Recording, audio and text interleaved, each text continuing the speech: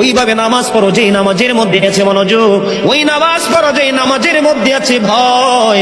তুমি নামাজটা পড়তে হবে এমন ভাবে বন্ধু, একজন নামাজে দাঁড়ালেন, বন্ধুরে আমার, নামাজে যখন তিনি দাঁড়ালেন, দাঁড়ানোর পরে তিনি বলতেছেন আমি নামাজটা এমন ভাবে পড়তে চাই। কিভাবে পড়ি?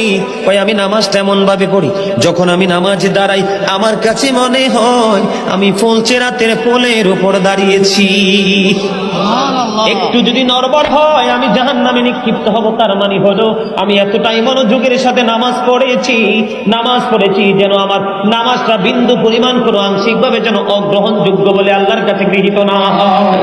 তিনি বলতেছেন আমার কাছে মনে হয় রে এটা আমার জীবনের শেষ নামাজ। আমি এতটা ভয়, এতটা আতঙ্ক নিয়ে, এতটা তাকওয়া নিয়ে নামাজ পড়ি, আমার কাছে মনে হয় আমার পিছনে যেন আজরাইল দাঁড়িয়ে আছে, ডানে বামে সালাম ফিরাতে দেরি রে, আমার কাছে মনে হয় আমার প্রাণ পাখিটা কেড়ে নিয়ে যাবে। আমি যখন নামাজে দাঁড়াই আমার কাছে মনে হয় আমি যেন বাইতুল্লাহর সামনে দাঁড়িয়ে আছি। আমার কাছে মনে হয় আমার ডান দিকে জান্নাত অবস্থিত, বাম দিকে আমার জাহান্নাম অবস্থিত। এমন তাকওয়া ভয় নিয়ে নামাজে দাঁড়াই, আর ওই নামাজের জন্যই রয়েছে বড় সফলতা। বলুন না সুবহানাল্লাহ।